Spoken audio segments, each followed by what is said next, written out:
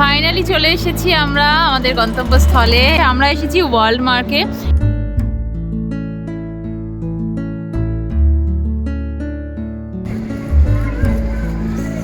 আমি বলেছিলাম একটা সুন্দর জায়গায় যাবো, বাট এত সুন্দর জায়গা আমাদের বাড়ির সামনে আছে অথচ আমরা আজকে জানতামই না। ভীষণ ব্যাস খোলা জায়গা পেয়েছে, আর পোকোকে কে পায়। কালেকশন এখানে প্রচুর, আমরা এখন ডিসাইড করে উঠতে পারছি না যে কোনটা নেব কোনটা নেব। এই চলে এসেছে আমাদের ডোনাটস আর চলে গেছে পকোর মুখে।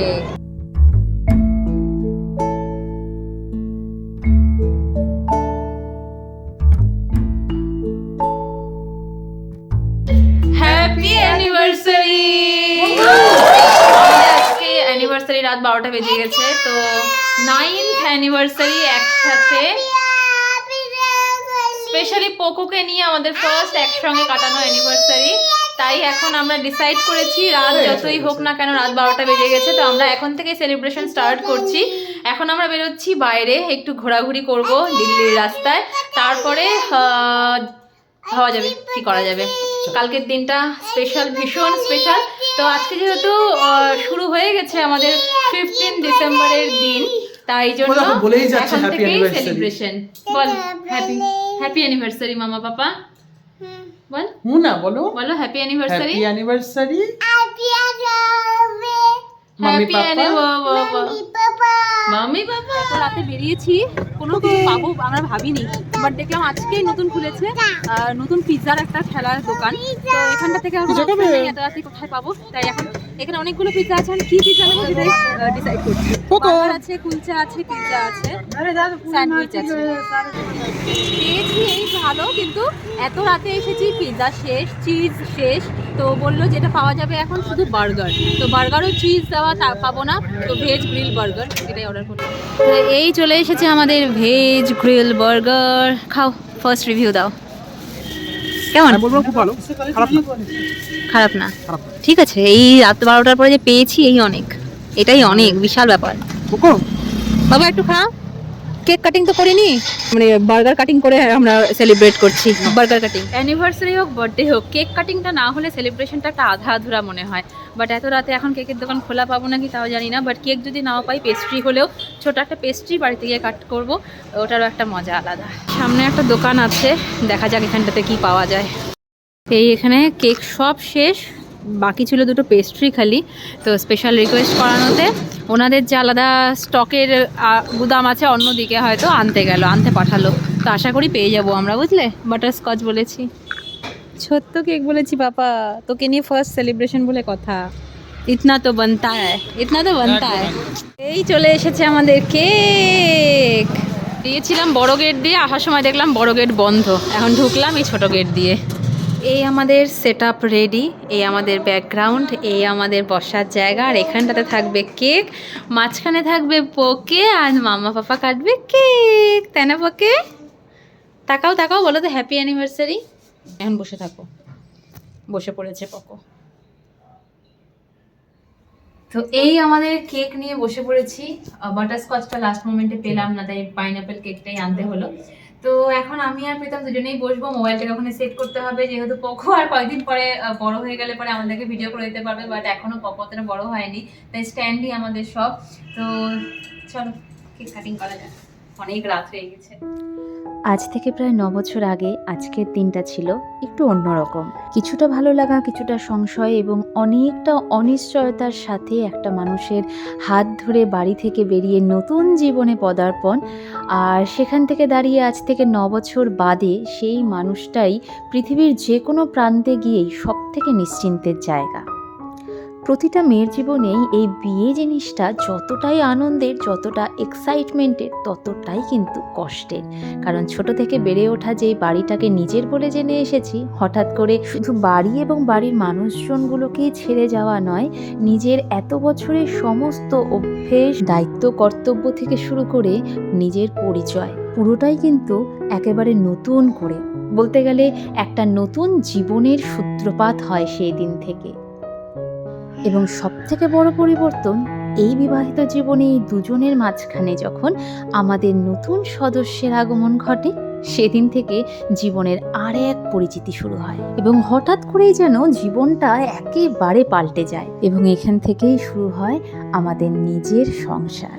আর এবছরের সব থেকে আমাদের কাছে স্পেশাল হলো আমাদের 3 জনের একসঙ্গে থাকা। কাজের সূত্রে বেশিরভাগ সময় আমি আর প্রীতম আলাদা আলাদাই কাটিয়েছি, কিন্তু এবছরটা ভীষণ স্পেশাল কারণ আমাদের 3 জনের এই বছরটা একসঙ্গে কাটানো আমাদের প্রথম বিবাহবার্ষিকী।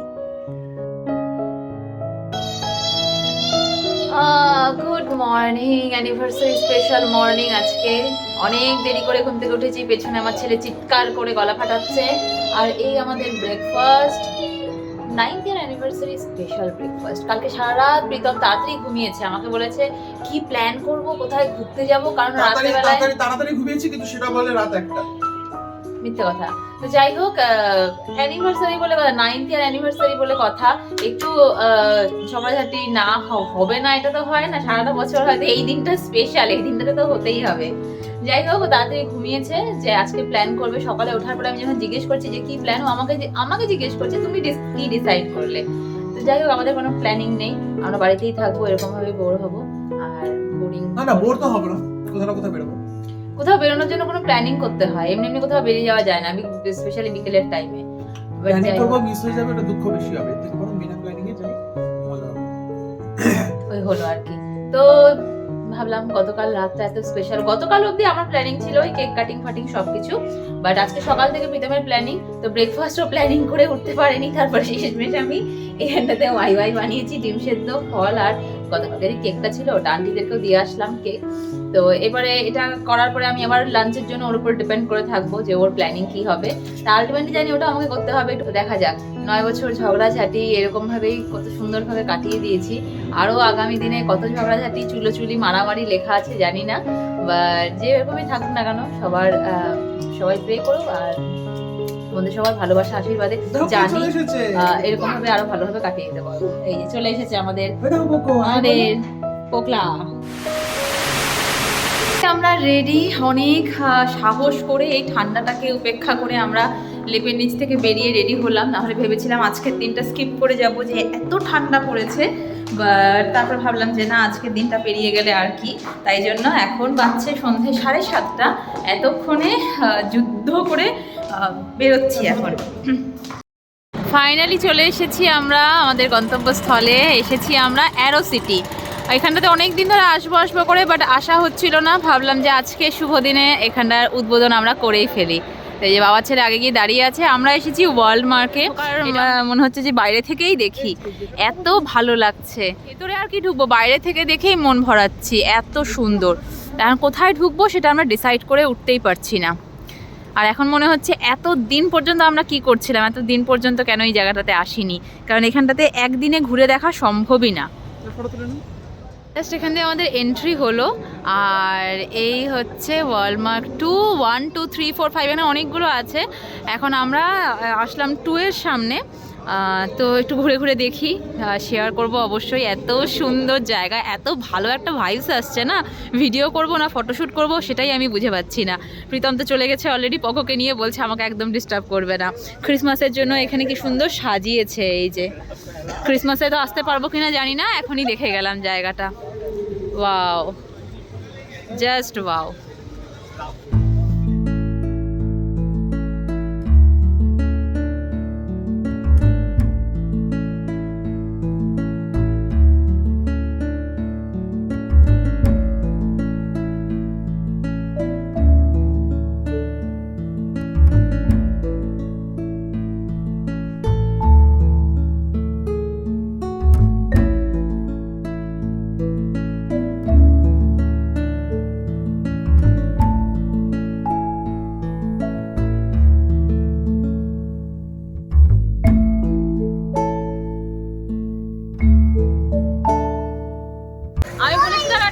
জায়গায় যাব, বাট এত সুন্দর জায়গা আমাদের বাড়ির সামনে আছে, অথচ আমরা আজকে জানতামই না। ভীষণ আফসোস হচ্ছে। চলো এখন আমরা ঘুরি, অনেক ফটো তুলবো। ভিডিওটা আজকে একটু কম হবে, আর আগেই বলে দিলাম একটু কম হবে। তো এখানে অনেক ফটোশ্যুট করে এখন আমরা যাচ্ছি ভেতরে, মানে এন্ট্রি গেটে ঢোকার আগে আমাদের এত সুন্দর সুন্দর সব ফটো সেশনের জায়গা যে আমরা আর ভেতরেই ঢুকিনি। চলো চলো চলো চলো চলো, হাত ধরবে মাম্মা, হাত ধরবে, চলো। চলো বাবা। ক্রিসমাসের জন্য সুন্দর গেট বানিয়েছে, ব্যাস খোলা জায়গা পেয়েছে আর পোকোকে কে পায়। ওয়াও, এখানে সান্টা ক্লজ ঘুরে বেড়াচ্ছে। এখন পোকো যাবে সান্টা ক্লজের সাথে ফটোশুট করতে।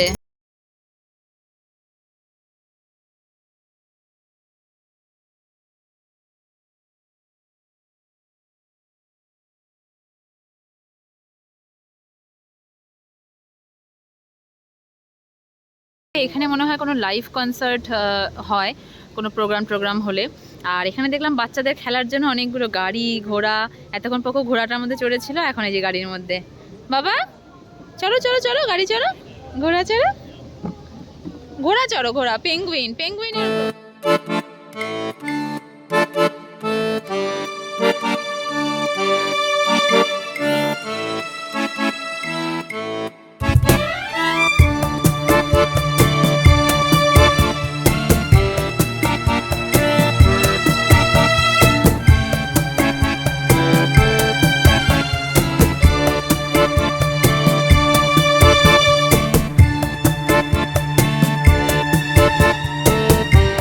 ক্রিসমাস ট্রি আছে। আর তার এখানে একটা ফটো সেশনের জায়গা, তো আমরা এখন এখানে করবো ফটোশুট। চলো। হাই, ঠান্ডা বাড়ছে, ফটোশুট তো হলো বেশ ভালো। এখানকার আমাদের ক্যামেরার ফটোশুটও হলো আর এখানকার ক্যামেরার ফটোশুটও হলো। কালকে ফটোগুলো সব পাবো। তো যাচ্ছি এখন আমরা নিচে, ওখানে লাইভ কনসার্ট চলছে, ওটা দেখার জন্য। এতক্ষণ ওপরে ছিলাম, এই ওপরের এরিয়াটা তো আমাদের ভীষণ ভালো লাগলো। একদম ওপাশে ছিল আমাদের সমস্ত ফটো সেশনের জায়গা। আর চলো, তো এই নিচে এখানে ফুডকোর্ট এরিয়া, এখানে সুন্দর বসার জায়গাও আছে। বাট বেশিরভাগ ক্যাফে যেগুলো যেরকম বন্ধ হয়ে গেছে, আমরা অনেকটা লেট করে চলে এসেছি তার জন্য হয়তো। তো আর কি করবো, এদিক থেকে ঘুরতে ঘুরতে এখন আমরা বেরিয়েও যাবো।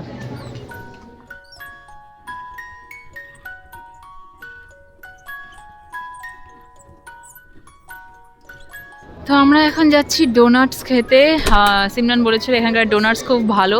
তো এখন ভেতরে কালেকশন এখানে প্রচুর। আমরা এখন ডিসাইড করে উঠতে পারছি না যে কোনটা নেব কোনটা নেব না। তো প্রীতমকে বলেছি তুমি ডিসাইড করো। আমার এই চলে এসেছে আমাদের ডোনাটস আর চলে গেছে পকোর মুখে। কেমন বাবা? গরম বাবা? হ্যাঁ, ভালো লাগেনি, গরম না, এই জন্য বলি হড়বড় হড়বড় করবি না। একটু টিস্যু আনো নি, তো টিস্যু আনতে লাগবে। খাওয়া দাওয়া কমপ্লিট, এখন আমরা বেরিয়ে যাব এখান থেকে সোজা ডিনার করে বাড়ি। তো এই আমরা বেরিয়ে গেছি এখন বাইরে, আর এতক্ষণ ছিলাম আমরা এই জায়গাটাতে। চলো চলো, এরপরে ডিনার করার আর কোনো জায়গা পাবো না, সব বন্ধ হয়ে যাবে। যদিও দিল্লি, এখানে সবই খোলা থাকে সারা রাত, বাট তাও। চল পাপা, অনেক ঘুরে ঘুরে করলি, চল। এবারে ইস, পকে এই নতুন বোতল এত পছন্দ হয়েছে, ও যেখানেই যায়, যে বেরিয়ে গেছি আমরা রোডে, এখানেও ওর এখন জল লাগবে। অ্যারোসিটির রাস্তা পার করে এখন আমরা মেট্রোর সামনে চলে এসেছি, তাই তো? এটা অ্যারোসিটি, মানে অ্যারোসিটির অপোজিটে। হ্যাঁ হ্যাঁ, অ্যারোসিটির অপোজিটে। অ্যারোসিটির রাস্তাটাই অন্যরকম আর এই রাস্তাটাই অন্যরকম। চল বাবা, দেরি করিস না, সব বন্ধ হয়ে যাবে কিন্তু। চল, বিরিয়ানি বন্ধ হয়ে যাবে, চল। বাজি, তবে একদিক দিয়ে ভালো হয়েছে, বোতলটা কেনার পরে জল খাওয়া হচ্ছে, আগে নাহলে জলই খেত না। তো এই এসেছি আমরা স্যাফরন বিরিয়ানিতে। এই যে বসে পড়েছি আমরা, অর্ডার দেওয়া হয়ে গেছে অলরেডি, বিরিয়ানি করেছি, পকের জন্য রুটিও করেছি, আর এখানকার আন্ধা চিকেন কারি স্পেশাল, সেটাও দেখা যাক।